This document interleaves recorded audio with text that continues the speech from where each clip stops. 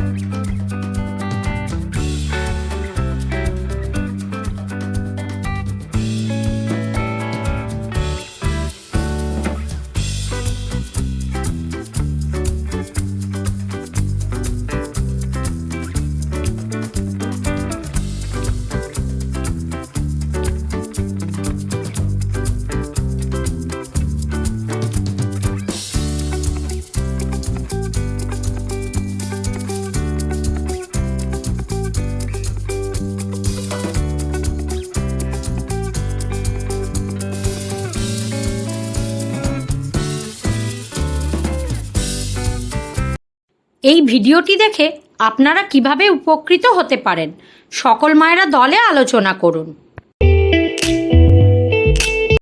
চলুন এবার আগের একটি কার্যকলাপ করি, যার নাম বাড়ি গিয়ে শিশুকে করান। বাড়িতে মজাদার খেলা 1, আটা দুটি সমান অংশে ভাগ করুন। তাদের বিভিন্ন আকৃতি দিন। অনুমান করে বলতে বলুন কোনটিতে বেশি আটা আছে।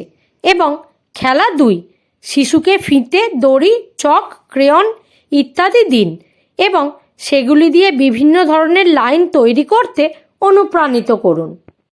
দেওয়া কর্মপত্রে শিশুদের বয়স অনুযায়ী কার্যকলাপ উল্লেখ করা হয়েছে, সেগুলি বুঝুন এবং শিশুর সাথে সম্পূর্ণ করুন। দেওয়া কার্যকলাপ এবং কর্মপত্রটি করে শিশুরা কি আনন্দ পেয়েছে? এই অভিজ্ঞতাটি আমাদের সাথে অবশ্যই শেয়ার করুন। আজকের কার্যকলাপটি এখানেই শেষ করা হচ্ছে। এই ধরনের আরও নতুন কার্যকলাপ জানতে আগামী সপ্তাহে আমরা আবার একত্রিত হব। ততদিন পর্যন্ত নিজের ও শিশুর যত্ন নিন। ধন্যবাদ।